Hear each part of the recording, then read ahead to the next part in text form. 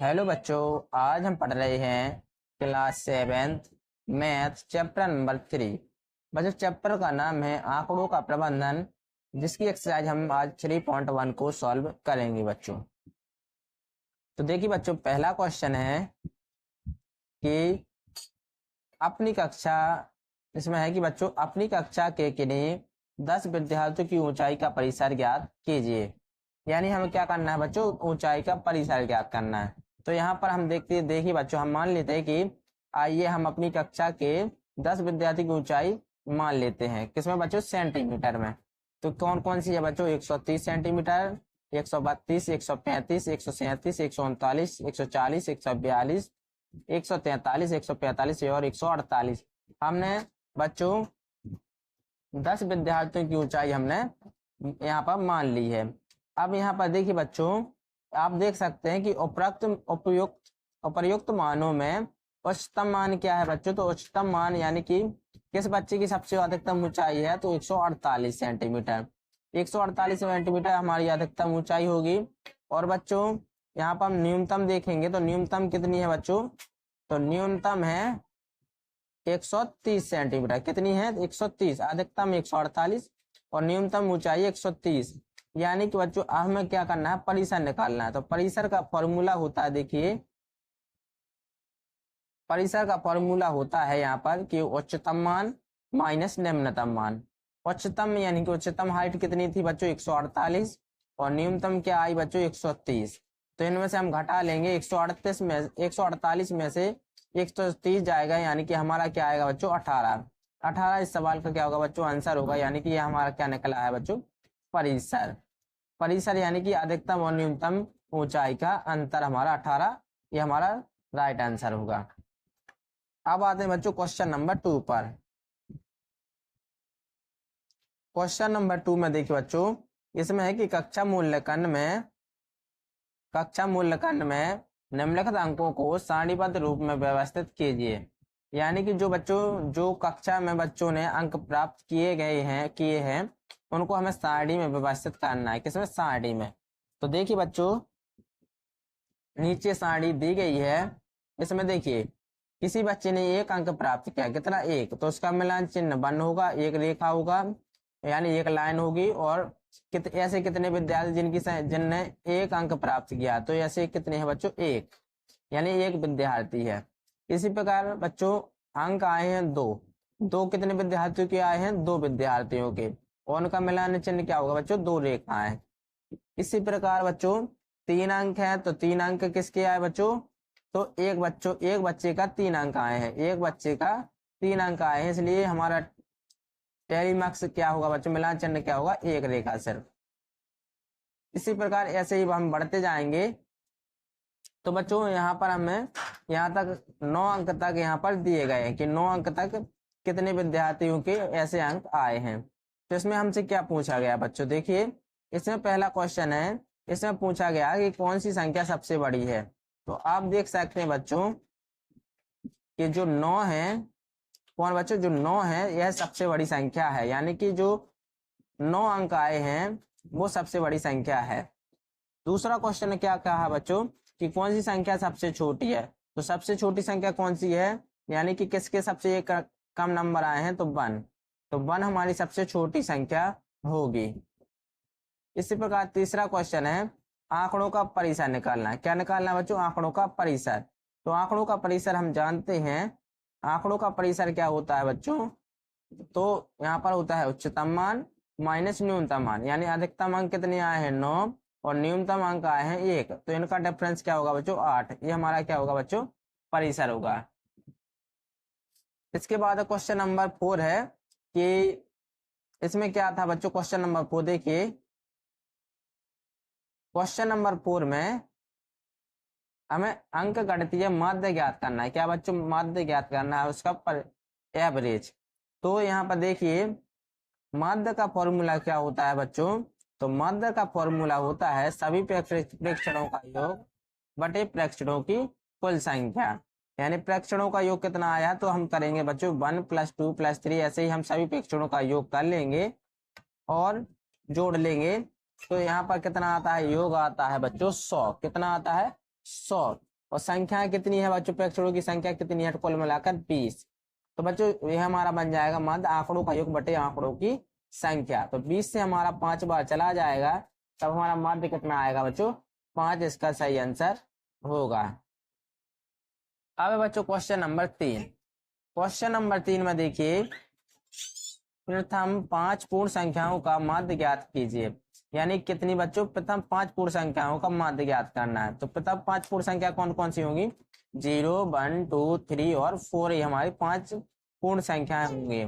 और हमें क्या निकालना है बच्चों, माध्य। तो माध्य का फॉर्मूला होता है कि पूर्ण संख्याओं का योग बटे पूर्ण संख्याओं की कुल संख्या। यानी कि हम इनका क्या करेंगे बच्चों, इनका हम योग ज्ञात कर लेंगे। तो आंकड़ों का योग कितना आया है बच्चों, तो आंकड़ों का योग आप देख सकते हैं कि 10 आया है। तो आंकड़ों की संख्या कितनी है, तो 1, 2, 3, 4, 5। तो आंकड़ों की संख्या है 5।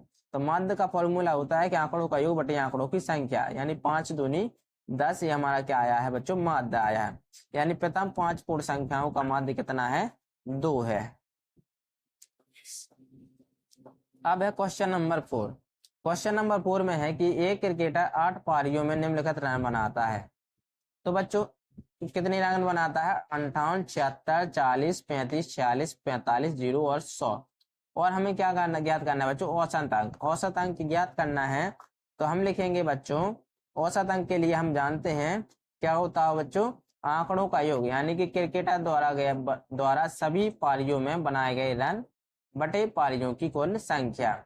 यानी रन कितने बनाए उसने, तो देखिए बच्चों, सभी जो रन है उसके हम क्या करेंगे, जोड़ लेंगे। तो पूरे कुल मिलाकर रन कितने आए हैं, 400। और कुल पारी उसने कितनी खेली है, तो बच्चों 1, 2, 3, 4, 5, 6, 7, 8 पारी उसने खेली है। तब बच्चों माध्य क्या आएगा, तो माध्य आएगा बच्चों, तो माध्य आएगा कि सभी रनों का योग बटे पारियों की संख्या, यानी कि 400 बटे 8। तो हमारा माध्य क्या निकलेगा बच्चों, क्रिकेटर का औसत स्कोर 50 रन। यानी बच्चों क्रिकेटर ने औसत कितने रन बनाए बच्चों, 50 रन बनाए। अब आते हैं क्वेश्चन नंबर 5 पर। क्वेश्चन नंबर 5 में बच्चों की निम्नलिखित तालिका 4 खेलों में से प्रत्येक खिलाड़ी द्वारा अर्जित किए गए अंक दर्शाती है। यानी जो खिलाड़ी ए है, बी है, जो ए है, जो बी है, जो सी है बच्चों खिलाड़ी, तो खेल पहले में जो इनके द्वारा बनाए गए रन हैं कि क्रिकेटर ए ने कितने खेल पहला खेल खेला तो 14 रन बनाए, दूसरा खेल खेला तो 16, तीसरा खेल खेला तो 10 और चौथा खेल खेला तो उसमें 10 रन बनाए। यानी कि उसकी जो पारी है, चारों पारियों में इसने रन बनाए। ऐसे ही बी का है, ऐसे ही सी का है। तो बच्चों हमें इसमें क्या करना है, देखिए बच्चों, इसमें है पहला क्वेश्चन कि ए द्वारा प्रति खेल बनाए गए औसत अंकों की संख्या निर्धारित करने के लिए माध्य ज्ञात कीजिए। यानी बच्चों हमें क्या करना है कि जो खिलाड़ी ए है, खिलाड़ी ए का हमें माध्य ज्ञात करना है। तो माध्य का फॉर्मूला क्या होता है बच्चों, तो माध्य का फॉर्मूला होता है कि रनों चारों पारियों में रनों का योग, यानी कि 4 पारी में रनों का योग कितना है, 14, 16, 10 और 10। इस प्रकार से उसका क्या आ जाएगा, रनों का योग 50। कितना आ जाएगा बच्चों, 50। और पारी कितनी है बच्चों, 4। तो 4 से इसको काटेंगे तो जी जाएगा हमारा 12.5। इसलिए बच्चों कि जो खिलाड़ी ए है उसका औसत माध्य कितना आया, औसत रनों का माध्य 12.5 इसका आंसर होगा। इसी प्रकार बच्चों सी है, तो सी के इसमें दिया गया है कि सी के प्रति खेल औसत अंक ज्ञात करने के लिए क्या आप कुल अंकों को 3 से भाग देंगे या 4 से। तो बच्चों यहाँ पर सी का औसत अंक निकालना है, किसका निकालना है, सी का औसत अंक। तो सी का औसत अंक निकालने के लिए हम किससे भाग देंगे, 3 से देंगे कि 4 से देंगे। तो बच्चों यहाँ पर देखिए उसने 3 खेल खेले हैं, 3 पारी खेली हैं, चौथी पारी बच्चों चौथी पारी उसने नहीं खेली, यानी कि जो तीसरे नंबर की पारी आती है उसने नहीं खेली। तो बच्चों इसका औसत अंक निकालने के लिए हम सिर्फ किससे भाग देंगे, 3 से। अगर 4 पारी खेलता और 0 रन बनाता तो हम 4 ही से भाग देते। तो इसमें किससे भाग देना पड़ेगा, हमें 3 से भाग देना पड़ेगा। अब देखिए बच्चों बी है, क्वेश्चन बी है कि बी ने सभी 4 खेलों में खेला। अब माध्य कैसे ज्ञात करेंगे? तो बच्चों हम वैसे ही माध्य ज्ञात करेंगे जैसे हमने पिछला किया है। तो बी का माध्य निकालना है, किसका? बी का। तो इनको जोड़ लेंगे, 8 6 14 4 18। कितना आया बच्चों? 18। और पारी कितनी है? 4। तो ये आएगा हमारा, कितना आएगा? 4.5। इसका सही आंसर होगा, क्या होगा बच्चों? 4.5 बी का औसत अंक हमारा होगा। अब क्वेश्चन नंबर 4 है कि सर्वश्रेष्ठ प्रदर्शनकर्ता कौन है? तो बच्चों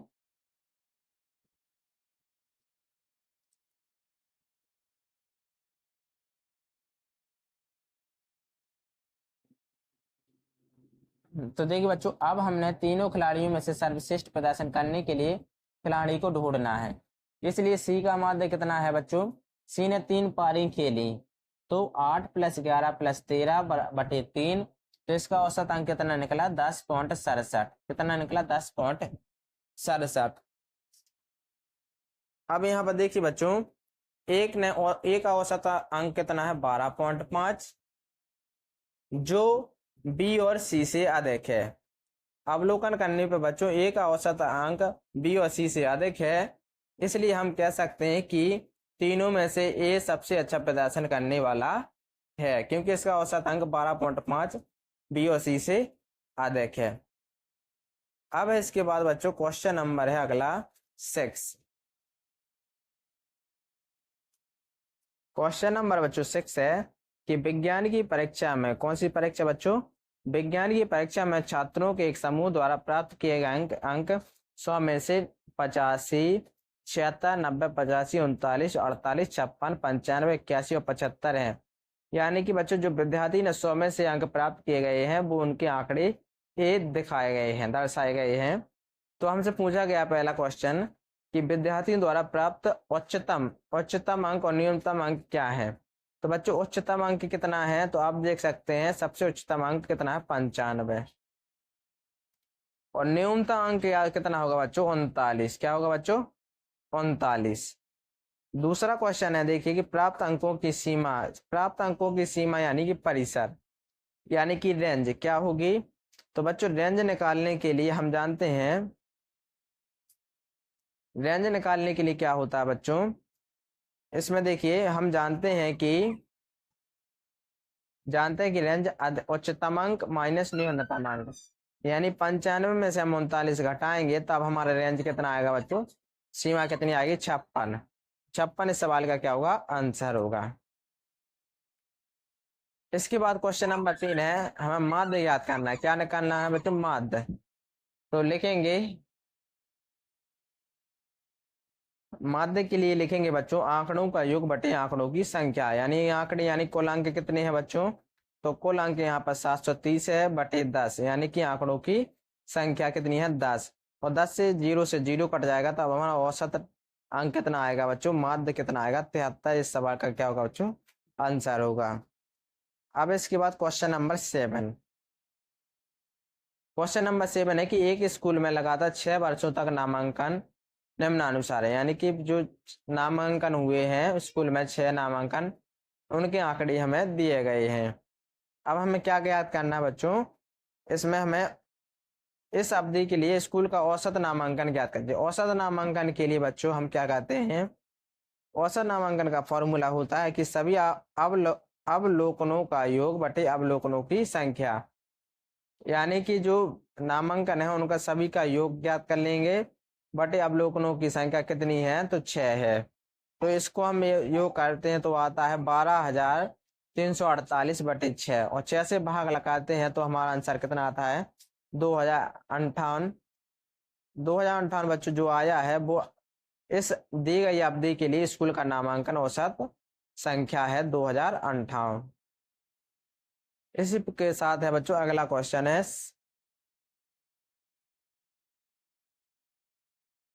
क्वेश्चन नंबर 8। तो बच्चों क्वेश्चन नंबर 8 में कि इसमें है कि एक शहर में एक निश्चित सप्ताह के 7 दिनों में वर्षा मिलीमीटर में निम्नानुसार दर्ज है, यानी बच्चों जो 7 दिन है उनकी जो वर्षा है मिलीमीटर में ये दी गई हुई है कि सोमवार को 0.0 वर्षा हुई, मंगल को 12.2, बुधवार को 2.1, गुरुवार को 0.0, शुक्रवार को 20.5 और शनिवार को 5.5 और रविवार को 1.0। तो बच्चों हमें क्या करना है, उपरोक्त आंकड़ों का परिसर ज्ञात करना है। तो परिसर, तो बच्चों आंकड़ों का परिसर के लिए फॉर्मूला क्या होता है बच्चों, अधिकतम अंक माइनस न्यूनतम अंक। तो अधिकतम कितना है बच्चों, अधिकतम कितनी वर्षा हुई है 20.5 और न्यूनतम कितनी हुई है बच्चों 0.0। तब इसका परिसर कितना निकलेगा 20.5। इस सवाल का क्या होगा बच्चों, आंसर होगा। दूसरा क्वेश्चन है कि सप्ताह के लिए औसत वर्षा ज्ञात कीजिए। तो बच्चों औसत वर्षा के लिए क्या करना है, आंकड़ों का उपयोग बटे आंकड़ों की संख्या। तो बच्चों आंकड़ों का योग कितना है बच्चों, तो आंकड़ों का योग यानी कि आंकड़ों का योग बटे आंकड़ों की संख्या यानी 41.3 बटे 7। तब हमारा आंसर आएगा बच्चों 5.9। या इस सवाल का क्या होगा बच्चों, माध्य वर्षा निकली हमारी 5.9। ये हमारा क्या होगा बच्चों, राइट आंसर होगा। इसी प्रकार क्वेश्चन नंबर तीसरा है कि कितने दिनों तक वर्षा औसत वर्षा से कम रही। यानी कि बच्चों ऐसे दिन ज्ञात करना है जिनकी जिनकी औसत वर्षा से कम संख्या आई है, यानी 5.9 से कम जब वर्षा होगी हुई है 5 दिनों के अंदर, तो उनकी हमें बताना है। तो बच्चों हम देख सकते हैं कि 5 दिन सोमवार, बुधवार, गुरुवार, शनिवार और रविवार को वर्षा माध्य वर्षा से कम हुई है, यानी 5.9 से ये सभी वर्षाएं, इतने दिन वर्षा हुई है वो सभी कम है। अब बच्चों क्वेश्चन नंबर 9। क्वेश्चन नंबर 9 बच्चों, 10 लड़कियों की ऊंचाई सेंटीमीटर में दी गई है। कैसे में दी गई बच्चों, सेंटीमीटर में मापी गई है। परिणाम इस प्रकार है, यानी जो बच्चों जो उनकी ऊंचाई है ये दी गई है, तो इनके अनुसार में क्या करना है बच्चों, आंसर देना है। तो हमसे पहला क्वेश्चन पूछा गया है कि सबसे लंबी लड़की की ऊंचाई क्या है। तो आप देख सकते हैं सबसे लंबी लड़की की ऊंचाई कितनी है, 151 सेंटीमीटर। कितनी है बच्चों, 151 सेंटीमीटर। और सबसे कम ऊंचाई की लड़की कितनी है बच्चों, तो सबसे कम ऊंचाई की लड़की की ऊंचाई कितनी है 128। कितनी है बच्चों, 128 सेंटीमीटर इसकी है न्यूनतम। और अधिकतम सबसे लंबी ऊंचाई कितनी है बच्चों, 151 सेंटीमीटर। अब हमसे पूछा गया कि डेटा की सीमा क्या है। डेटा की सीमा निकालना फॉर्मूला क्या होता है बच्चों, तो इसका फॉर्मूला होता है सबसे ऊंची ऊंचाई और सबसे छोटी ऊंचाई। तो सबसे बड़ी ऊंचाई किसकी है बच्चों, 151 सेंटीमीटर और सबसे छोटी 128। तो 151 में से 128 घटेगा तो बचेगा हमारा 23 सेंटीमीटर। 23 सेंटीमीटर क्या होगी बच्चों, उसकी रेंज होगी। क्या होगी बच्चों, ऊंचाई की रेंज।